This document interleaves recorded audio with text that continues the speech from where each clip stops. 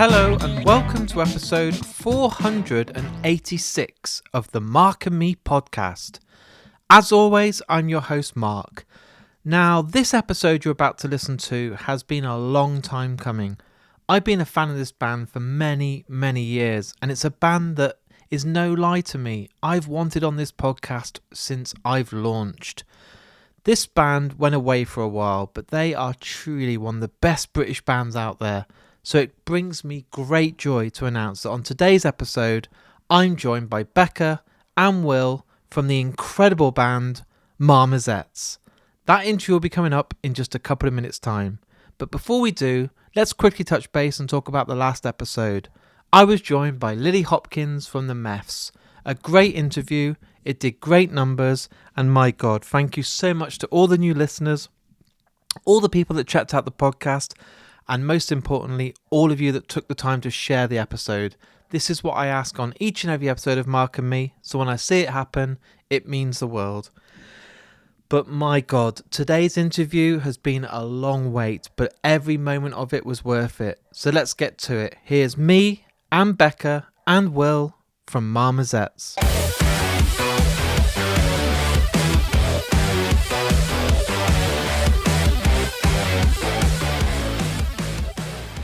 So Becca and Jack, both of you, welcome to the Mark and Me podcast. For having us. Yeah, thank you for having us. It's a dream. What I do with all guests that come on, and I've never changed this even after 10 years, is with every set of musicians or rock stars or whoever comes on, is take it right back to the very beginning. And for each of you, even if it's a real guilty pleasure and you haven't ever told anyone, what was the first album that you remember buying with your own money? Maybe it was pocket money or you'd done some jobs around the house, but that first one you actually invested in, even if it's absolute toss and you never tell anyone or it's an absolute classic.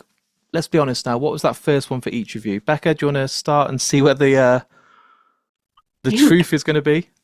Oh, this is really bizarre. I think I always remember going to Asda and getting the singles. We were never allowed to get like full albums, but that was my mum paying, and that was always on a Sunday. We'd pop in to go get our chicken, our rotisserie, and I'd be in the CD set looking at all of them. I definitely remember my first albums, and I think my mum was even shocked the ones that she did buy me, because I think I had Khalees, which your own money though. With my own money. Yeah. I think my first ever record, once we got that 70s record player from the vintage store in Voltaire. And I think the first ever one I brought that I can think of is Later the Pay. Fantasy Black Channel. Fantasy Black Channel. Yeah. Yes, I was very, very, because apart from that, it's just you're paying Spotify or... Yeah. So... From the We're showing our age because CD singles were massive, and I remember going to like Virgin Megastore at our price, and if you got them in the start of the week, it was like $1.99 for the single. So I'd always go and buy Oasis and Blur and all that. But people are listening, going, "What? You bought one song on a CD?" But I think the first one that I bought was, it wouldn't have even been new at the time. It was Linkin Park, Hybrid Theory. oh, I mean that's a pretty great start. Was that 2000, 2001, something like that? Yeah. I would have got it at the time because I would have been like 8 then. So it must have been a little bit later on, but I remember buying it from somewhere like Woolworths or something like that. And me and my brother had like chipped in money to get it on this CD player. That's cute. I miss Woolworths because you'd go there with your pocket money, you'd be able to buy like an album, some pick a mix, some little cans of pop, and have change from like 15 quid. Yeah, it's wild times. We were just talking about this, like growing up in the 90s. We had it so good. You go out on a night out and be able to have, a few bottles of drinks, probably like Alka Pops, a taxi home, a kebab, and have change from 20 quid. And to Rio's and Leeds and paying like a couple of quid in, and you'd get a free drink once you get in there, which was like, I think it was a WKD or whatever it was. Bring back WKD Blue, yeah. It was just like, I would leave the house with a tenner in my pocket and go on a mad night in Leeds. This is now Gran and Grandad podcast with Mark. But it was amazing, and they were the good days. And like you said, Woolworths, I miss them dearly. If we could bring back Woolworths, I think the world would be a better place. Do they? Yeah, I've seen a couple. Like Really? at least the signage still going. Maybe not actually open, but No. the signs exist. You see like old places, but don't they have Woolworths in Australia? Is it Australia? Oh, I don't know. It might be a different company though, but with the same name. I don't know. Yeah. Enough about Woolworths, because I'll get told I'm being product placement, even though they don't exist and won't give me any money. But live music changed for me. I was very lucky. My parents dropped me off at the age of 12 at Wolverhampton Wolfram Hall. And they were like, don't talk to anyone, don't do drugs, don't drink, just go to the gig. We'll meet you back here. You do not talk to anyone. And I think they stayed outside in the car park for like 2.5 hours. But I'm very lucky. It was Green Day on their Dookie tour. I came home and I think I wanted to bleach my hair and then get it green and buy a guitar and be like Billy Joe Armstrong, and wanted to be a rock star for the rest of my life. Did you have a great first gig, or is this the moment you reveal that it was Steps or someone? My first gig is pretty amazing. I got to see my favourite band. It was the White Stripes in Blackpool. Oh my God. I think I've got that on DVD, that gig. I had that on DVD also, and it was the time they came back a few years later when they'd released the album after. Like they opened with Icky Thump, which not Icky Thump, it was the Blue Orchid. Sorry, I remember they opened with that song. So that obviously isn't on the record that they were touring when they did Blackpool the first time. So it was maybe 2006, I think, at the Empress Ballroom. Tell the story of what happened to you. Well, it was I went.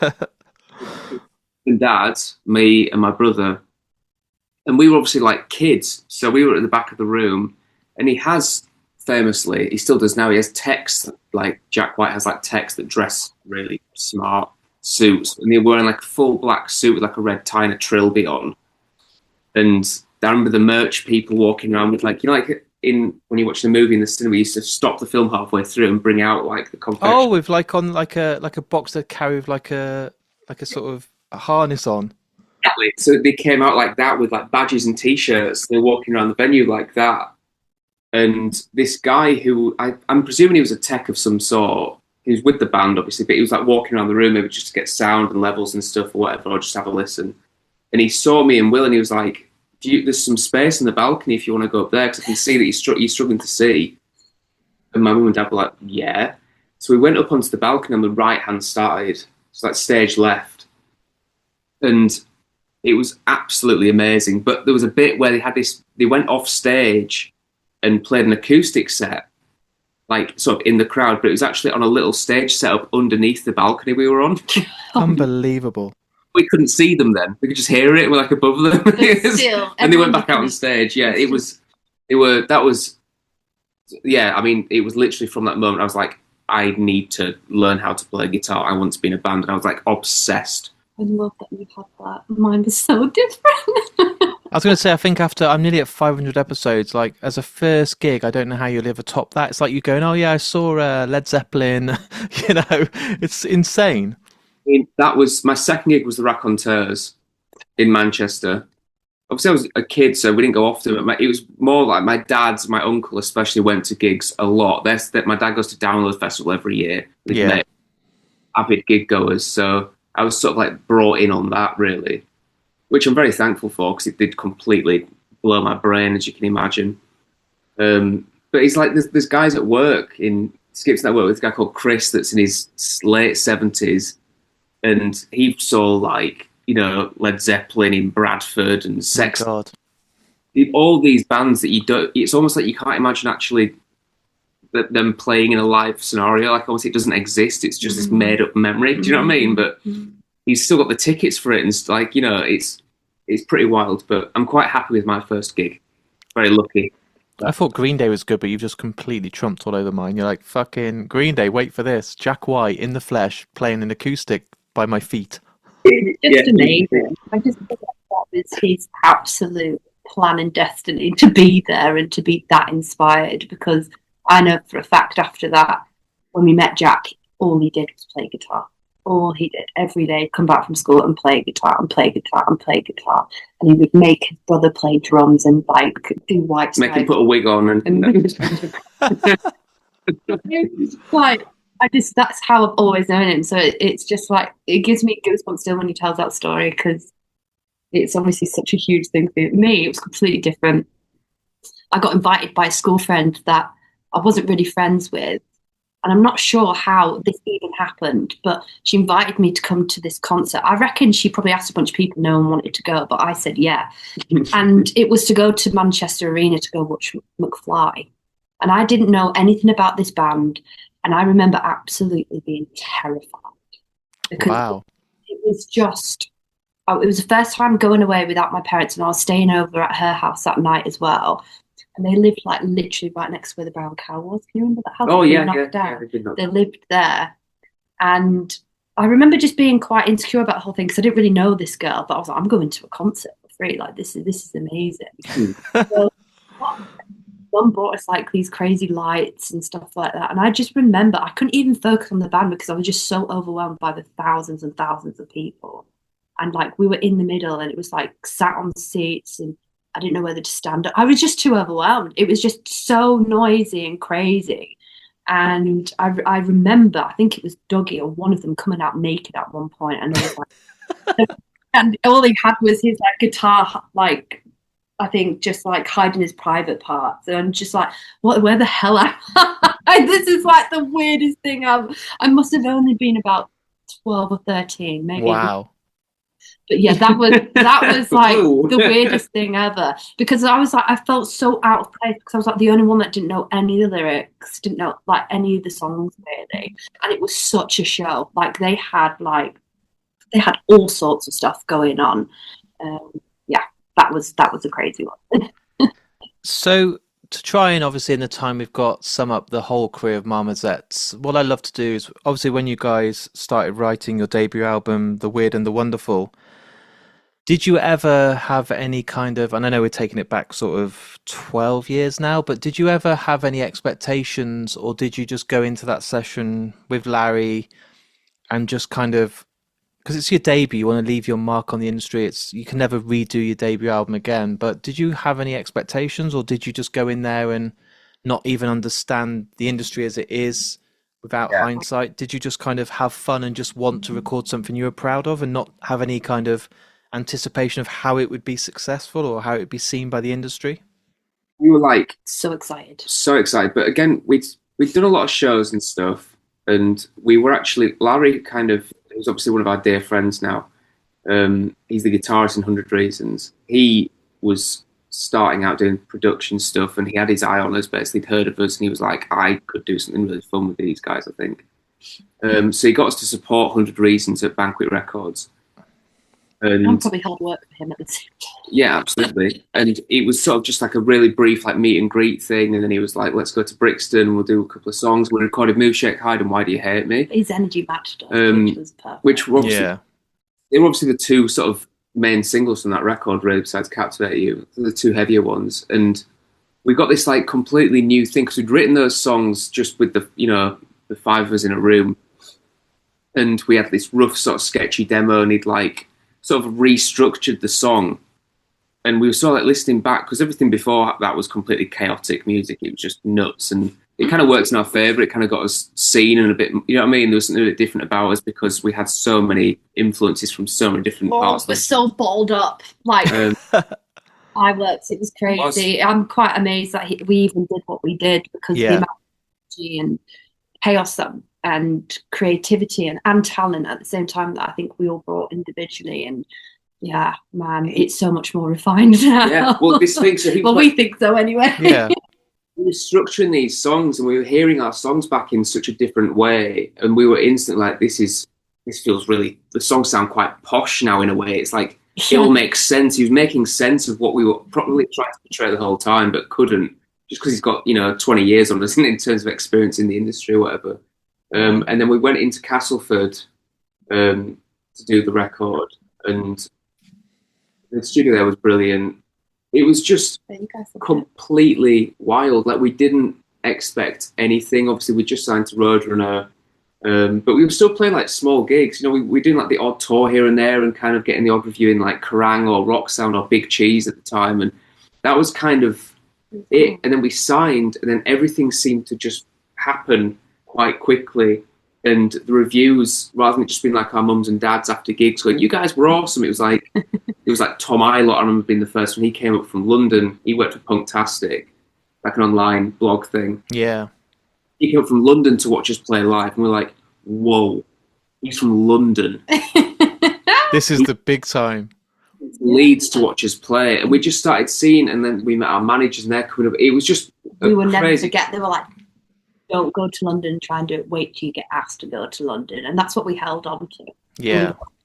Till we got asked. So that was a huge thing for us going to London.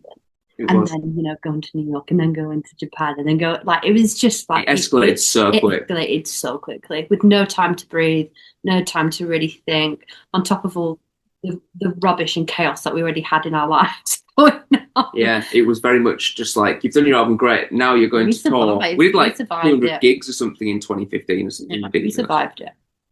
Did you, because it was going so fast, and I don't mean this in a disrespectful way, the overnight success of releasing that album, the world loving it, like I said at the start before we started recording, I'm not just saying this, I'm not paid to say it, it's an independent podcast, it's one of my favourite debut albums of all time. It stands the test of time. You listen to it now and it still sounds like it could have been recorded yesterday, and that's all, due respect to Larry and his absolute incredible expertise, but every song on that album could be a single. Every hook, every lyric, every chorus is phenomenal. And I think at that time you were just doing something different. You had elements of, this riff sounds a bit like Ruben or 100 Reasons or Biffy, but it also doesn't, because it's got Becca's vocals, but it doesn't sound like the traditional female of like Hayley Williams. It had this raw sound, but even though you said it sounded quite polished and kind of fixed your songs and gave it that structure and that kind of professional sound, the best thing about you was then when I went to see you live, you still sounded like the band that was on the CD I bought, where as much as I love so many great bands out there, some people spend so long overdubbing guitars and doing 26 different overdubs, it's never going to do it justice when you go and see it live. But as soon as I saw, and it was the five of you on stage, it sounded fucking epic, and it was like, okay, you need to take note of this band. They're gonna blow up. That's what a lot of people thought. But were you able to kind of take a step back, or was it too quick? So the fact it went to this huge, you talked about Japan and this, was it impossible to take a step back and even reflect because it was so fast? It was relentless, and we were young enough just to be able to physically manage with it and cope with it and deal with it, and we were kind of thrown in a little bit too fast, I think. But it sort of became the normal. We were sort of just like, well, this is how it is now, and that's fine. I think the hardest bit was then when we had to kind of slow down and go record again and then try and do it all again. It sort of felt tricky because the same momentum wasn't there as such, if that makes sense. It was more like starting 2 steps back from where we'd left off, and then I think we got to the point where we were probably a few steps ahead of where we were the first time round, but it felt like much harder work, if that makes sense. It wasn't of course immediate. We weren't fitting into that box that they were trying to shove us into. Like, it was just, there was just too much going on, and we didn't get time to breathe or, reflect. And I guess even, I want to say, I still don't understand how we did it, to be honest, to do that second record. It was hard, and we were proud of it, but it wasn't our finest moment. Definitely, we definitely look back and regret a lot of stuff that we did and recorded. But do you think it was the second album syndrome? Because obviously, when a band like Biffy come along and give us Black and Sky, 100 Reasons gave us Ideas Above Our Station, it's such a huge kind of momentum of a band of like, look, here we are, this is what we're about, and we've given probably years of EPs and build up and writing, and I think the pressure then to kind of, and it's not artificial, but to try and replicate that and even take it up a level, it's too much pressure for anybody. People pleasers, to be honest, at the time, and I think we knew we kind of had the songs and stuff, we liked them, but I think it was just the whole approach to that record, and we were so open-minded. We went with whatever was going on, with one of the top dudes in the music industry. There was a bit of argy-bargy, wasn't there? Yeah. him and do exactly what he wanted us to do to get this record. But I think we sacrificed a lot by almost becoming these. I don't know. We were quite naive. We didn't really, and young, so I think it was very easy to be put in that situation and not really have a hold of it. Where this record, it was us through and through, and we were in charge through and through, and we had fun. And yeah, it was still difficult and tricky at times, but it's this new record was the most fun. I think so. Yeah, we've sort of accumulated all the knowledge from the first two experiences. It's just experience, and then you know what I mean. Sort of made it into some sort of happy place and worked out how to go about it in a way that feels right. The second album syndrome thing is definitely a thing. I was speaking to Larry about it not so long ago because I was playing second guitar for 100 Reasons on a couple of tours a few years ago, and I was learning a lot of this, and they don't really play much of their second record. No. And Larry's a strong believer because their third record's brilliant. It's a bit heavier and cool, and he's in a sort of similar thing to us, I think, where he said if their second album didn't happen and their third album was their second album, it'd have probably benefited the band long term a bit better. I don't think the second album for us like detrimented anything at all. We had some cool experiences through that. We got a song that was on like a WWE soundtrack for a pay. Triple H tweeters, and I was like, this is nuts. So there's still weird, crazy stuff happening that we're enjoying, but I think the timeout was needed in a way just to sort of, it was the second one, I think, sorry, with all this being said, the second one's the hardest one in regards to the first record. You have as much time as you need. Yeah. It's ready. Because everyone then around you goes, it's time, it's ready, let's go. The second one, the clock's ticking. Do you know what I mean? You're almost like forcing yourself into a room to write. That was the place that we got put in. Because of the record deal. And I think, it could have been dealt with 10 times better. We could have given more space. But we wouldn't be where we are today. No, exactly. But I think with what they didn't have a placement of like, oh my gosh, second record, we've got this. We need to make sure this is the one. Do you know what I mean? Like, I never had that mentality, and I never had the mentality like how you're saying a second record, it either makes or breaks bands. Some never come back after the second record, do they? Like, I don't know.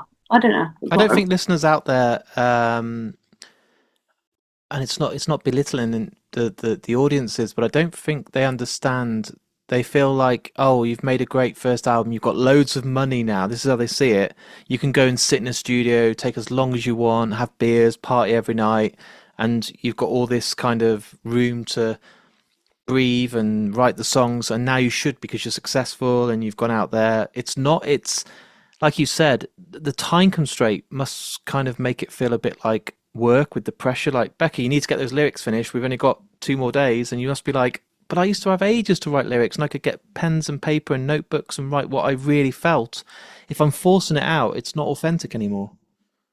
That's it. That's what happens, I think, ultimately. But it's funny because, we did get like this sort of thing where people seem to think it was hyper successful, but it didn't get into the top 20. Do you know what I mean? It's like 23, I think.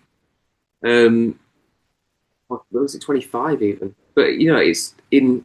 For us, that was mental. It was like a top. Do you know what I mean? But it depends on which angle you're looking at it through, I suppose. But it's different when you're signed to a label that are expecting something and what. Obviously, after that second album, it wasn't that long until you played the main stage at Download. And if I remember that day, I was with my best friends, and all of us are massive Marmozets fans. And we went and we were really excited because it felt like it. I mean this in the most respectful way. It's like supporting a low league football team that then suddenly made it to the FA Cup final. I was like, fuck yeah, Marmozets are finally on the main stage. City fan, I completely hear that. I really truly did. I was so proud. It felt like my family members had been like given this golden ticket that you should have had. And, to see you on stage, I had to walk away from the guys because I was tearing up. You were playing, I think, Captivate You. It got to the breakdown, and Becca, I remember because I saw it on the big screen. You were like, tears were rolling down your face. I could see how much it meant to you, and that is so. it rubs off on everyone. You can't not avoid real raw emotion. And I was crying with you, and I was like, "Oh God, I can't let my mate see me. We've just watched Thrice or someone, and we're about to see some metal band, and I'm sitting here crying at Marmozets." But it was so emotional because it was like you finally had what you had worked for and deserved, and the crowd was big. It was earlier on in the day, so people had to get up and make that choice to come and see you. But I could see just how much it meant to you, and it's one of those moments that stuck with me forever. You on that screen, walking out down the middle, and just almost, losing it. Yeah, well, you just brought back memories, definitely. I think being in the moment is exactly what it was, and that's something that I've not even thought about until you mentioned. And I'm a visual person, so I saw everything and relived that moment and trying not to cry. But you, it really was such a big moment, and I don't know. I think I've always felt like the odd one out and never quite fitting in, or like, are we actually, going to be successful as a band with the way I am and who I am and the way I write lyrics and the way I am so passionate about people and the love for people and all this kind of thing. I'm not the cliche rock and roll, let's get messed up and have time and swear every 2 seconds. I'm just it's not me. So I've always felt a bit out of place, and I think to be able to have that opportunity as me, and I remember I was wearing some pink trousers and like a black top with a snake on, and I thought that was so cool. But it's so far, Leeds like the day to get it, and it's so far from what everyone else would be wearing as a rock and roll star on stage or whatever. That to me, that was out of my comfort zone, and that was me really trying. Do you know what I mean? And I think just that, like that whole day, to be like, wow, yeah, I might have been feeling a bit insecure and a bit out of place, but that's just who I am. Like deep down, that is kind of. It's still to this day, I feel like that same person. I still am that same person. I never quite understand or feel like I fit in, but I just all I keep going back to is I just want to be myself all the time. I never want to try and be what maybe other people need me to be, because there is that sense, especially in the record industry, people want me to do more social media stuff, and they're looking at certain looks to get me in. Do you know what I mean? And it doesn't work for me. It's quite transparent as well from a person that pays for the ticket to go and watch the bands. You can tell when it's authentic, and you can tell when someone is being told to be a certain way. And that's why I respect people like Enter Shikari, because they stick to what they want to do. They write the songs they want. It's not radio friendly. They're not changing their whole model. They're not wearing certain brands of clothes. And I see straight through it at the moment a band are like, hi, drink liquid death, and this is what we do, and I'm wearing a certain type of makeup, and all, like, it loses the actual rawness of the music.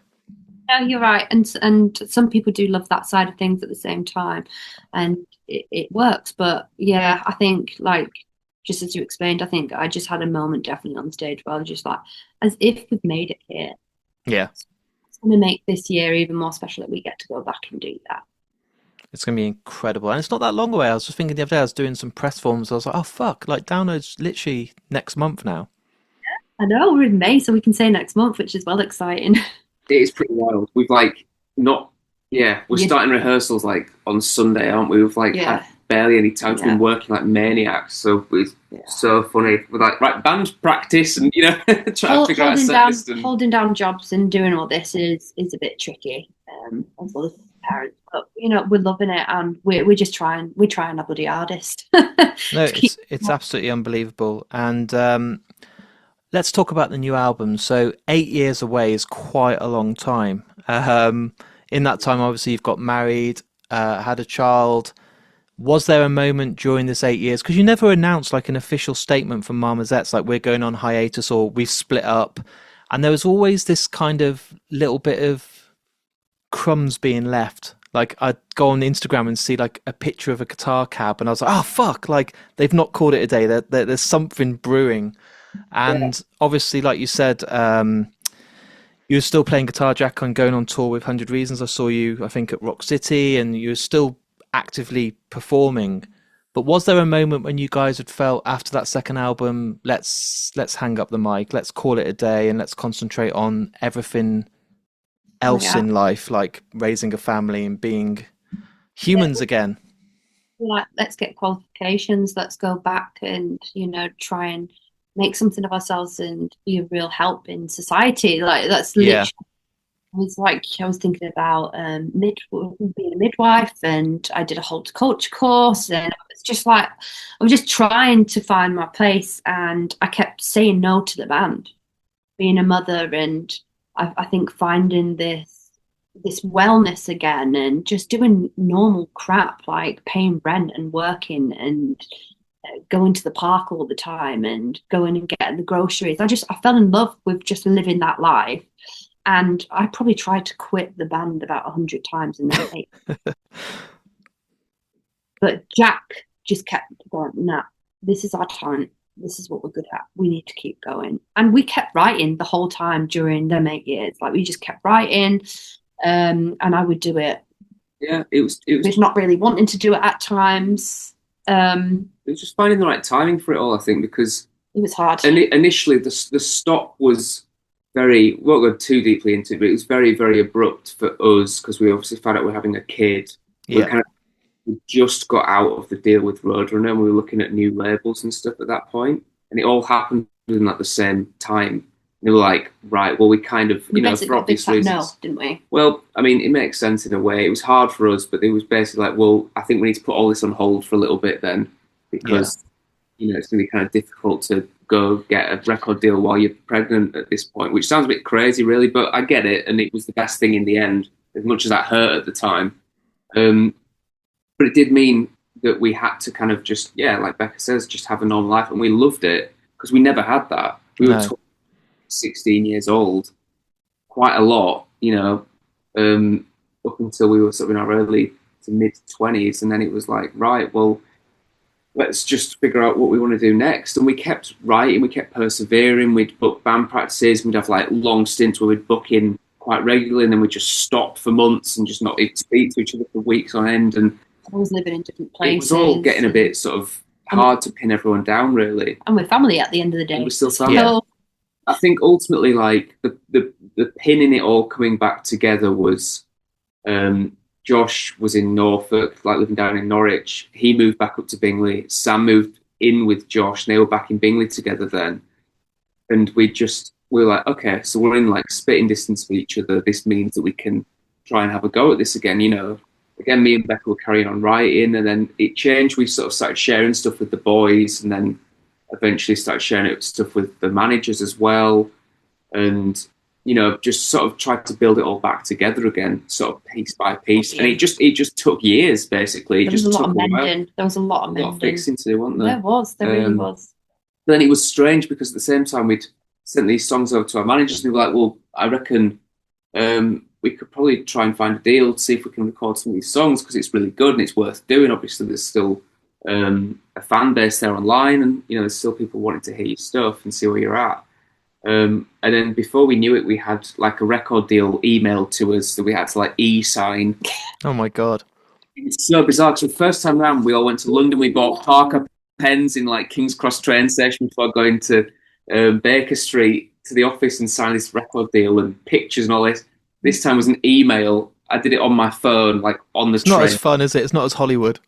No, it was so funny. But we were then like, it pinched me almost. Like we're a signed band, and we've not even done a band practice together yet. Since we get to record an album. This is like our dreams are coming true again.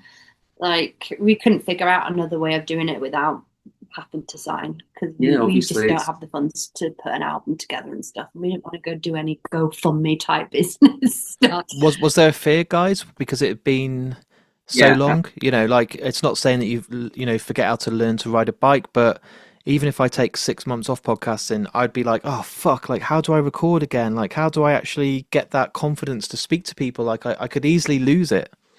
A lot of it is the confidence in it. It's that sort of self-assurance that you know that you can do it because you forget that you can. Because you did it before. Yeah. So on YouTube, like, well, there's me playing for like 60,000 people. But at the time before we'd done the first gig, we were playing in Huddersfield. We were playing in front of like 300 people. absolutely bricking it. Absolutely. I know I can do it, but I'm not sure I can do it. You know what I mean? It was like imposter syndrome. I was like, what am I doing? Like, Yeah. how do I do this? Very hard. And nerves got the best of me, definitely. I went wrong so many times, but at the same time, I loved that because I was like, oh, this is what it is to be a band. It's good when you go wrong because you realise that's as bad as it can be. Yeah. Do you know what I mean? You're like, oh, I've done that now, so whatever. I snapped a string within like the first 20 seconds. I've never done that before. Such a good time.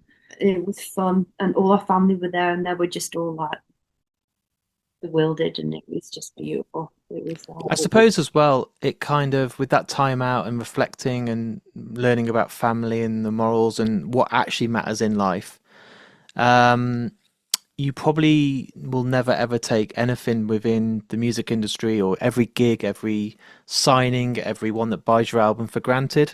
That's it.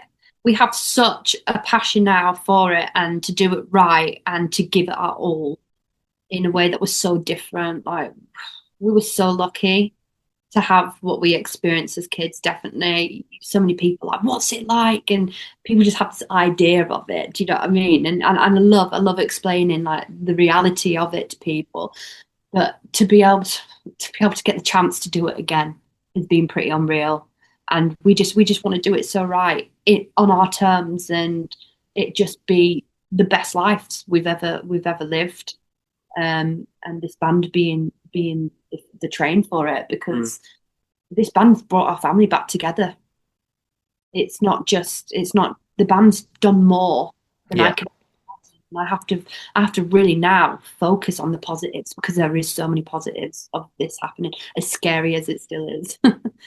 It's incredible as well. If you've been together, is it 2014 the album came out, so 12 years of being a band and having music out there. If I'd said to you you'd get to record with the guy that's in 100 Reasons, that's one of the nicest guys in the industry, you then went on to Gil Norton, who's produced some of my favourite albums of all time, and now Jonathan Gilmour, who's produced probably, I think, Biffy's best sounding album ever, where every time I listen to a song I hear something new with my headphones. I'm like, how the fuck is that being put in? He's as crucial as those three band members that are recording. It's unbelievable. Surely you're pinching yourself thinking, wow, we're back and we've got unbelievable talent working with us. Yeah, absolutely. I mean, we started this band weirdly in 2008.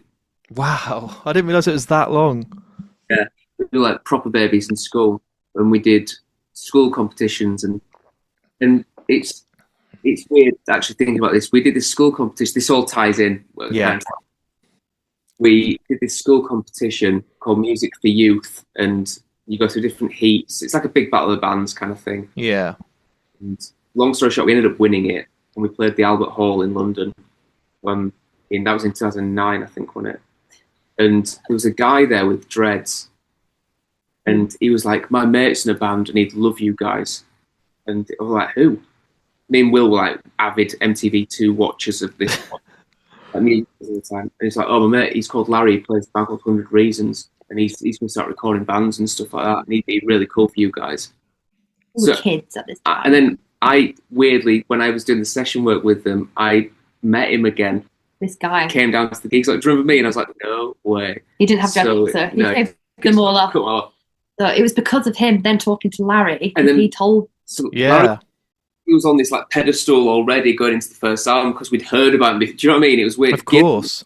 We knew like Josh is like, he was like brought up on like Foo Fighters, and he obviously did Colour in the Shade, which is unbelievable. Insane record with Gil. We're big Pixies fans, and he's obviously did a bunch of Pixies stuff. So unbelievable. In between takes, we'd be like, so what did Joey do when he did that bit on the guitar? And he'd tell me like these funny stories, like, right, play guitar now. Oh, okay. It's like trying to get these inside information. With Jonathan this time round, it's like, we kind of, to be honest with you, before going into this, we didn't know the name. We didn't know. We just got told, we got brief information. So Jonathan Gilmour, and he's recorded Nothing But Thieves, and he's done some work with 1975. And we're like, okay, cool. He's a cool band. Great sounding bands as well. Like, all that stuff sounds really fresh. And we met him on a Zoom call, and we're like, cool. He was a bit younger as well, because he's only a few years older than us. And it just felt right. We went into him, and we sort of ended up becoming like best mates with him. It's been so lovely. His attention to detail. I always say this, like you said with the Biffy thing. It's nuts. It wouldn't just be like you're recording your guitar. It's like we're going to layer it with this. We're going to do this with it. And you're like, what? That what? And then you listen to it, you're like, that makes sense. Yeah. Gilmore is a vibe. But he's a vibe. He is such a vibe in every level, like intellectually, creatively, just his whole persona, his character, everything. He loves music and he loves recording and he loves having a good time. But he's so cool at the same time and very chill and very wise, skeptical. Like he's everything. That he's just an amazing human being, and I genuinely can't believe we got to work with him, and I hope we get to work with him again. So yeah. Will it be as long? Do you think? Do you think we're looking at another decade till the next album? Hopefully not. We've got, like I said, because we spent so long writing before. Got a lot of songs. We've got. I mean, it depends on the level and stuff, but we've got probably like 5 albums worth of songs. Like demoed, but we've realistically probably got close to a really good next album already, which is we've never been in this position before. That's mind blowing because we haven't even hit publish on the new album yet, and we're talking about the next one. Yeah, we're like now, like when we're going for runs and stuff, we're listening to like album 4 demos and stuff while running, and we're kind of just trying to be prepared and trying to. I'm so excited for the next album. Like, I just want to get in the studio again, but I want it to be long and I want it to be more sunshine because we always seem to do albums when it's freezing and there's a storm, always smashing against the window, wherever we are, like when we're doing an album. So I don't know if that's our thing where we just do. I think it needs to be. Don't change what works. It's always a storm, honestly. It's so funny. We're like in a studio all day and then we come out into the real world and it's just like, what the heck is going on? It's just always been like that whenever we've recorded. It feels pretty wild. But yeah, we're excited for the next one. I don't think, and I'm not just saying this to kind of kiss your ass, genuinely, I don't think there's many bands that could take 8 years out and announce some dates coming back and the response be that every date's sold out. You need that loyalty, you need that patience from your fan base, and obviously behind the scenes to have children, to get married, do life, get money, earn, pay bills. It's all stuff that is real life, but it must have been mind-blowing when you announced these dates, and I think it was only Coventry that didn't sell out until the last minute. It was unbelievable. I was like looking at the poster, I was like, fuck yeah, like I don't know many other bands that could do that, and you must have been a bit nervous, like, are people still interested? Yeah, especially with like these times as well, being able to afford to even go to a gig. Yeah. And that's what's mental about it. And I think there's still going to be a bit of a struggle going forward, like, because we've ended up booking a tour sooner than we kind of were hoping for because I'm pregnant and I had a baby in September. We were planning a big October tour. So we'd have more space after the album coming out and then doing a big tour, but we've now pushed it to earlier. Yeah. A lot of towns that we've not done in a very long time or even touched in a way. It's like an extension it's an extension of the first tour and slightly bigger venues. Some of them are, yeah. Some of them are. So we're still, I think we're struggling a little bit with that. But I'm just like, look at the times that we're in. People are talking about food and how expensive that is, and let alone going to a gig. Especially like, we're not super A-list celebrities that are performing at these arenas, like kids, parents, pay for them to go to because it's that one in time opportunity. I get that, and I get that why you would spend your money on that and going to do that. But then when you have bands like us coming into these small towns and playing shows, like I think it's tricky, and I'm super fortunate and happy that we're still part of that. And who cares if we don't sell out the next coming up shows? Like, we're going to be there in people's towns. So yeah, it's exciting, but yeah, you're right, it was pretty wild. Yeah, I think it was the gig in Brighton on that run. That might have been the second one. That was like the first one where it felt like a good one from before. Yeah. We were like this, like the crowd were nuts. We killed it. And every age you can imagine, like crowd surfing and just being there. And it was just like, it felt like family. And I'm like, this is how it feels like it should be. There should be every type of person in a room. It was. Do you know what I mean? Yeah. There's probably people that went to your first shows, my age, who've now got kids that are coming to the gigs, So right, people that I brought my son, and now he's a big fan. Yeah. daughter, and the mum's there, and like I got my son into you guys, and he loves you. And like even my little sister Emmy, she's like not even 16, and she's like, what's that app where you can see what your friends are listening to? She was just telling me about it. It's some music platform where you can like see what your friends Oh, nice.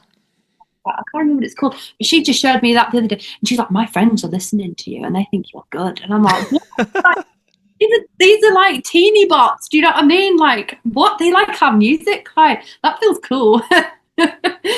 And how amazing is it? Let's be honest about it. One of my favorite bands of all time. I was so lucky to get Simon on the podcast. Is Biffy Clyro. I think they are one of the greatest exports from Britain you could ever imagine. His songwriting is like, for me, is like the modern day Kurt Cobain. I just don't know how he fucking does it. You listen to a Biffy track, it starts, and by the end, it's taking you on a completely different journey.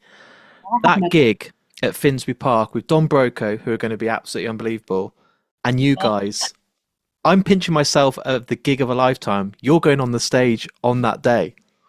Oh, it's mad, isn't it? We're so blessed because we've circulated with a lot of these bands, not Biffy Clyro, obviously. That I know that they've known of us, especially a couple of lads in the band, and I think we've met James a couple of times. Yeah, James Yeah. came down to our gig to support us, which is like super amazing. So they obviously know of us, and they asked us to come do this, which is like insane. Unbelievable. That's just another blessing because it's like, what out of all the bands they've asked us? I understand Don Brocco and Nothing But Thieves and all these bands, do you know what I mean? Because they're circling and they're going and they've been pulling their weight and working hard and doing amazing stuff and got amazing fan bases, but we've been away. So we're just super humbled by it, and everyone is talking about this gig, like everyone, and it's just, we're so excited for it, and I'm going to be so pregnant. Oh shit, yeah, I didn't think about that. It's just going to be, it's just icing on the cake, that. What a gig though, like genuinely, like, it's just the best day ever. And the ultimate girl power as well for, Yes, yeah. And my text to see me doing that on stage, fully pregnant, about to pop. Do you know what I mean? It's just like, I'm pretty humbled by that. And finally, obviously, one of my favourite festivals ever is 2000 Trees. I've been lucky enough to do live podcasts in the Forest last year and the year before with like Frank Turner, and then I did Code in Cambria last year. And there's something really magical about the size of that festival. All the people that go love music, and to see yourself up there with Neck Deep, Glassjaw, I think it's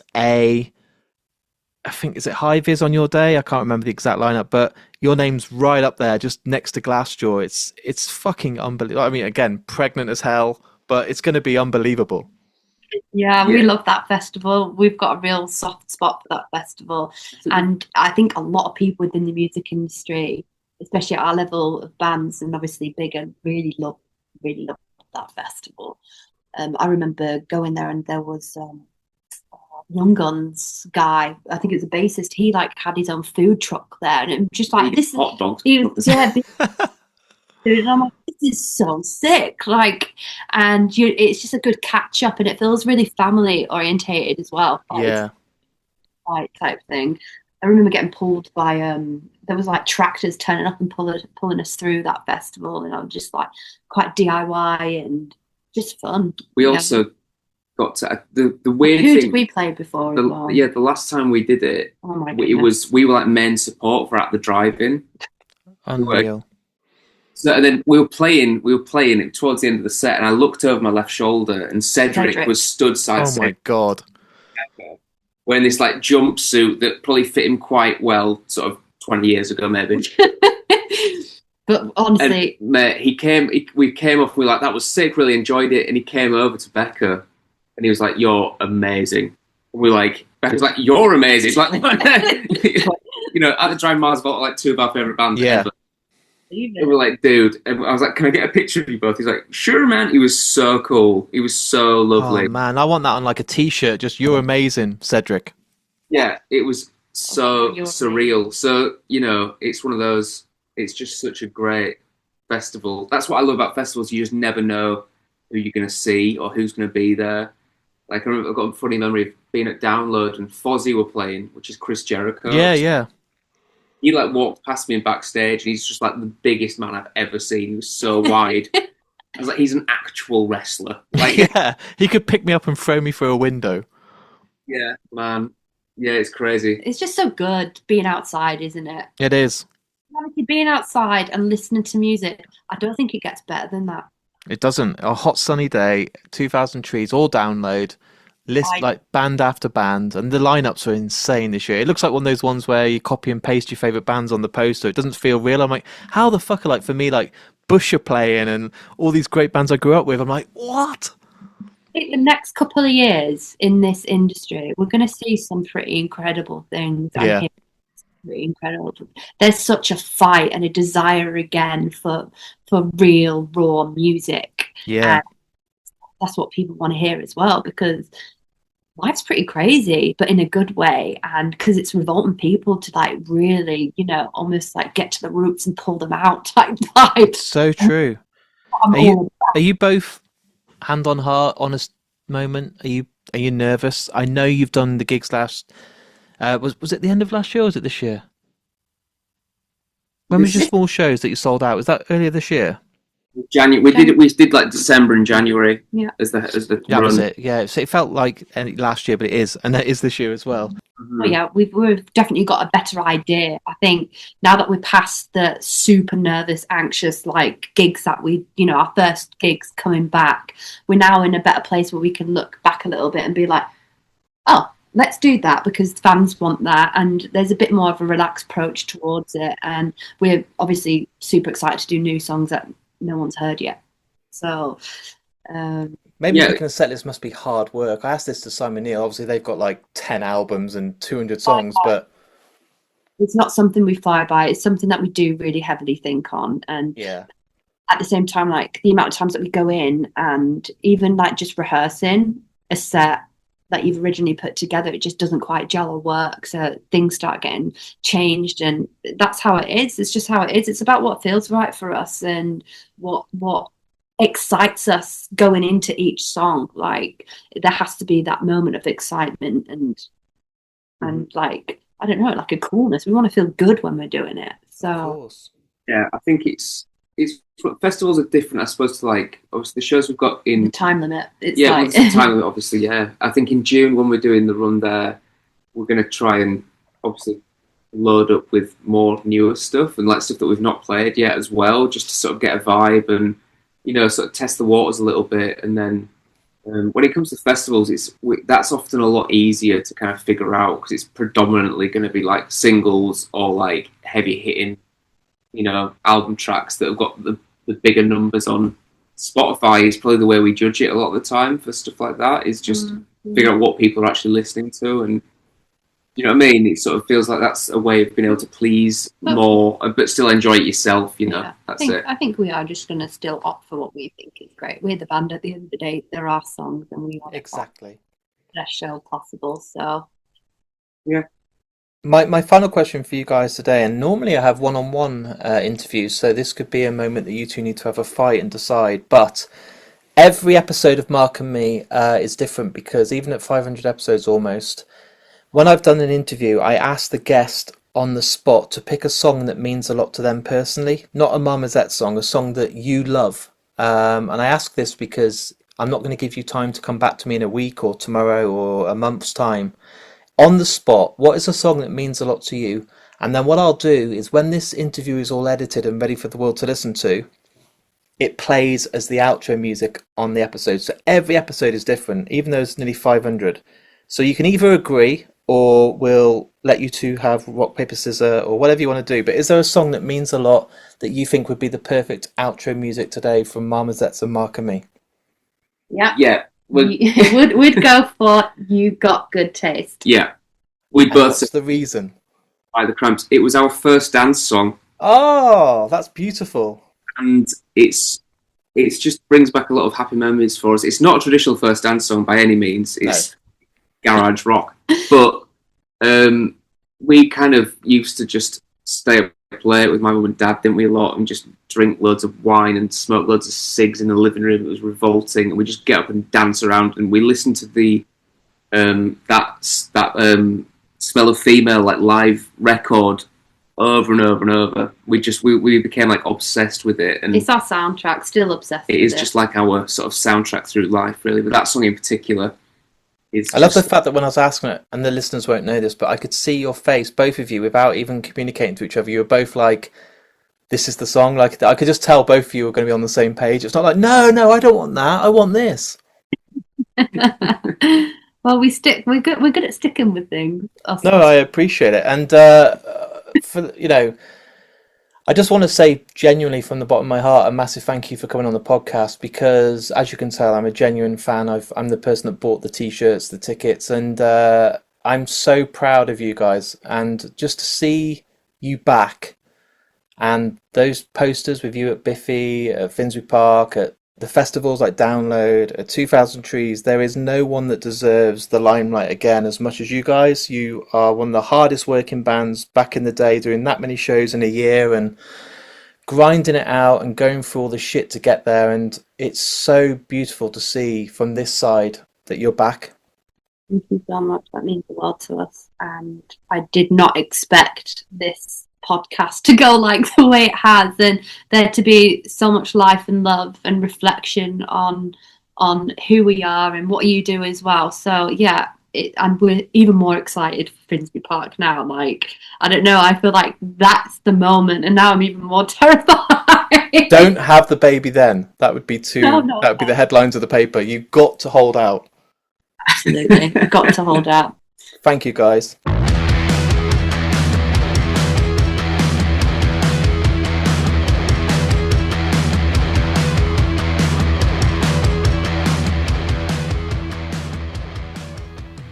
So there it is. There's my interview with me and Marmozets. Both of those guys absolutely adorable. Some of the most amazing stories shared. And I'm so excited now. As we sit here, we're only literally a few days away from the band's brand new album. It's called CO.WAR.DICE. It's out on Friday the 22nd of May. Please go and buy a copy. Please go to any of the band's in-stores, or go to any of their UK dates later in the year. You will not be disappointed. One of the best live bands around, and I can't wait to see them at 2000 Trees. It's going to be an absolutely amazing summer, and I'm so glad that Marmozets are going to be the main focus for me this summer at the festivals, and my God, with a brand new album after years of waiting. Thanks to both Becca and Will for coming on the episode. It really truly means the world. You could probably hear that on today's interview. And I can't wait to have you back on the podcast one day in the near future. If you've enjoyed today's episode, guys, please take the time to share the episode. You know the score by now. You've got TikTok, Facebook, Twitter, Instagram. Share this episode. There are so many fans of Marmozets out there, so really, if you can just share it, they might see the story on any of your feeds or your stories. They see the artwork, they see Marmozets, and before you know it, they're listening to Mark and me. They then hit subscribe, and I've got a listener just from you hitting share. So that's what I rely on heavily on Mark and me. I am an independent one-man team. I don't rely on loads of adverts. It's literally all about the hard work. So anything you can do to make it easier for me and not spend money on stupid marketing, it really means the world. I do have a Patreon as well, and all the money that comes in this year is being donated to charity. Already this year I've donated £500 to cancer research, and I'll be doing another charity again in a couple of months' time with all the money that's been accumulated via Patreon. Also, guys, I want to give a shout out to the two sponsors of Mark and me, starting with Richer Sounds. If you're in the market for anything to do with audio and visual, visit any of their high street stores, and if you can't make it to the store, simply go on richersounds.com. They won't be beaten on price, and you can sign up to a VIP club which gets you exclusive deals, and again, like I said, the cheapest prices around. And lastly, Vice Press. If you want a cinema poster, an art print, or any collectibles that are completely licensed and official by the best artists across the whole world, go on vicepress.com, add anything to your basket and use the discount code MarkandMe26 and you'll get yourself 10% off your first purchase. Right guys, it's been hectic. It does not slow down anytime soon, and as you're listening to this, we're getting ready for the first festival of the summer, Slam Dunk. Before you know it, I'll be at Download, and then it'll be 2000 Trees, so expect loads of interviews coming up over the next few weeks. But until the next episode, please go and listen to Marmozets, look after yourself, take care, and I'll speak to you all very soon. This one's dedicated to all you Gucci bag carriers out there. It's called You Got Good Taste.